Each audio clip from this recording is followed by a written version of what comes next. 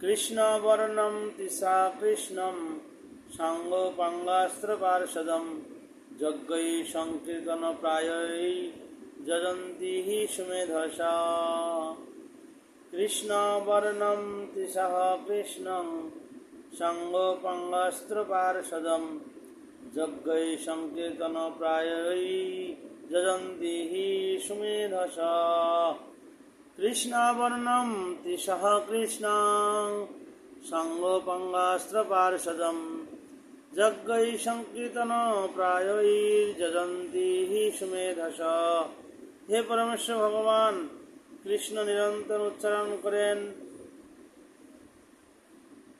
কলিযুগের বুদ্ধিমান মানুষেরা তার উপাসনার নিমিত্ত সমেতভাবে নাম সংকীর্তন করে থাকেন। যদিও তার গাত্রবর্ণ কৃষ্ণ নয়, তবুও তিনিই কৃষ্ণ। তিনি সর্বদা তার পার্ষদ, সেবক, সংকীর্তন রূপ অস্ত্র ঘনিষ্ঠ সহচর পরিবৃত্ত থাকেন। রাজা কহে, শাস্ত্র প্রমাণে চৈতন্য হন কৃষ্ণ, তবে কেনে পণ্ডিত সব তাহাতে বিতৃষ্ণ।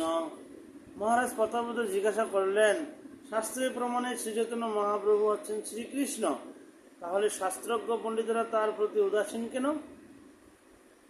ভট্ট কহে, তার কৃপা লেশ হয় যারে, সেই তো আর তাহারে কৃষ্ণ করি লইতে পারে। সর্বভৌম ভট্টাচার্য উত্তর দিলেন, যারা শ্রীচৈতন্য মহাপ্রভুর কৃপার কণা মাত্র প্রাপ্ত হয়েছেন, তারাই কেবল তাকে শ্রীকৃষ্ণ বলে জানতে পারেন, অন্য কেউ নয়।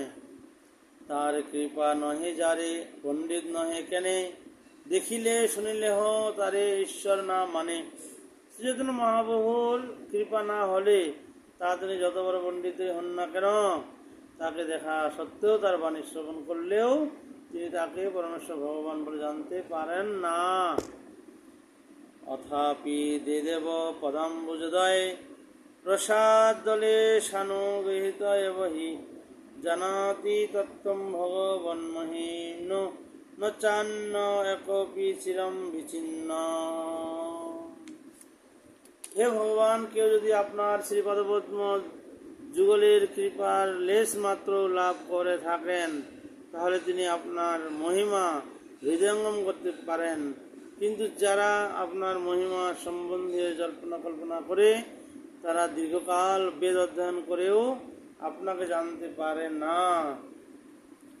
রাজা কহে, সবে জগন্নাথ না দেখিয়া চৈতন্যের বাসা গৃহে চলিলা ধাইয়া। রাজা বললেন, এই সমস্ত ভক্তরা কেন প্রথমে শ্রী জগন্নাথ দেবকে দর্শন না করে শ্রীচৈতন্য মহাপ্রভুর বাসস্থানের দিকে ধেয়ে চলেছেন?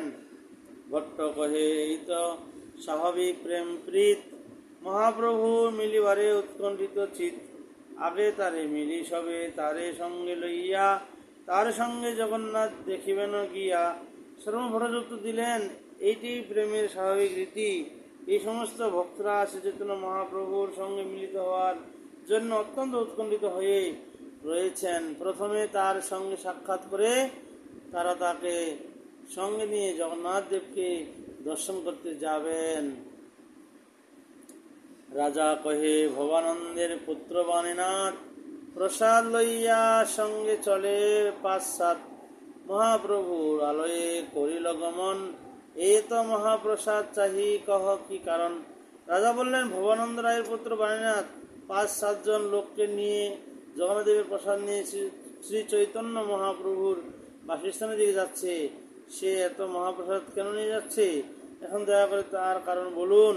ভট্ট কহে, ভক্তগণ আইল জানিয়া, প্রভুর ইঙ্গিতে প্রসাদ যায় তারা লইয়া।